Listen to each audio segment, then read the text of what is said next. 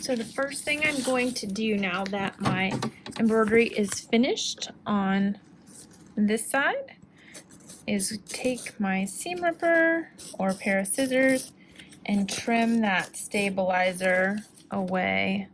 I find I like to do this while it's still in the hoop just because it's kind of putting a little pressure on it. It just makes it easier for me to get nice and close to the edge of the embroidery. It's just less to wash out later. And then I just have a little bit of stabilizer left that I can wash out per manufacturer's instructions. From there, we're gonna sew on some buttons. So we're gonna use the cute little yellow buttons from the Kimberbell Cute as a button packs. And we're gonna put centers on these cute little white flowers. Now, if you want to do this by hand, I'm not gonna tell you can't. But most machines that are capable of doing embroidery are also capable of sewing on buttons. So I'm just going to use my machine. There is a special foot that you can get that will hold the button in place. This is really nice. This is available for both FILB and Husqvarna. I'm going to thread my machine up with regular sewing thread. So my foot has my button in it, and I'm just going to move that and position it over the center of my flower. If you want to mark the center of your flower, you could do that. I'm just going to kind of eyeball it. I'm going to drop my foot in place. And then once you select your sew on button stitch, I always hand turn my needle to check the first 2 stitches. And then from there, I use my start stop button and voila, my button is all sewn on, ready to go to the next one. The smaller buttons in the pack like to move around a little. I have a harder time getting those in the foot, so sometimes I just place the foot down on top of it to hold it in place. So if you didn't have a sew on button foot, you can try using like an open toe foot, or even taking the foot off your machine to do this. This little foot just is really nice. It's open, it holds everything in place just like it should. And then you're just going to continue to sew the buttons on all the way around. Now I've got all my buttons sewn on, so I'm going to go ahead and switch my machine over, and we're going to stitch up this pillow. Just a reminder, if you have any questions about the sew on button foot, you can always stop in or check out our YouTube videos. Anita has done a wonderful video on the sew on button foot for both FILB and Husqvarna, so a great resource to check out. So the last step we have is to sew up this pillowcase. So I'm going to make sure I open the zipper up about halfway. I'm going to fold it in half, right sides together, so that my white side is showing. I'm going to line that up, and I'm going to use some Wonder Clips or some pins and just close up the sides so I keep everything nice and even. I'm going to do all 3 sides. I'm going to pin the sides and the top and bottom.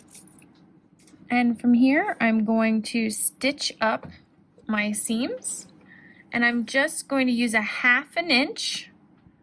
So on this particular machine, I'm looking at my needle plate. I have my 1/2 inch marking on my needle plate.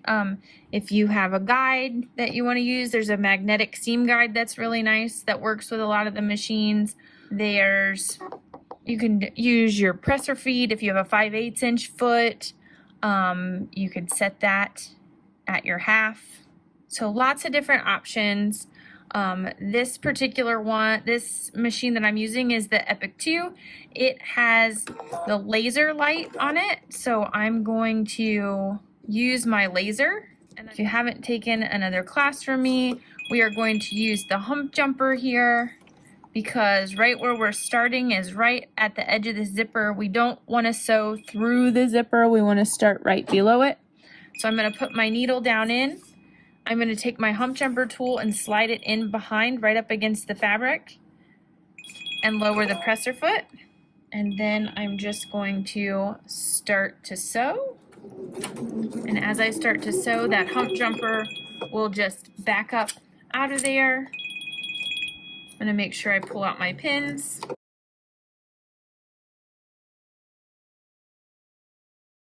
Stop with my needle down in, turn.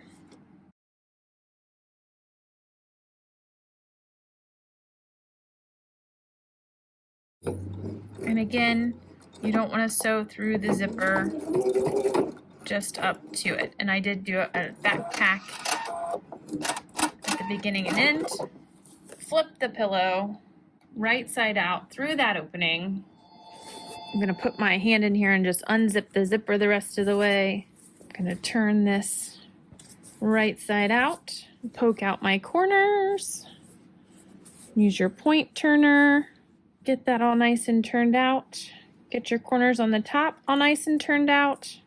Just kind of use that point turner and work out those corners. Zip up your pillow. Give it a nice press. And voila. You have your pillow all stitched up and ready to go. Now we just have to stuff it. I hope you all have enjoyed creating this project along with me, or maybe just watching it to get some tips and tricks. The Kimberbell fill-in-the-blank quilted pillow blanks, along with this fun floral applique design using some different textures, adding buttons, has been a really fun project. And I hope that you will join me for our club meeting if you are registered with us on our third Wednesday of the month Zoom meeting, so that you can see all the fun tips and tricks on what we're going to create with this pillow blank outside of maybe a pillow, and what we're also going to create with this design outside of just this standard design. So I'm looking forward to it. I hope to see you all there. If you have any questions, you know where to find us. Sew a Lot, Centerville, Ohio, or Lexington, Kentucky. Thanks.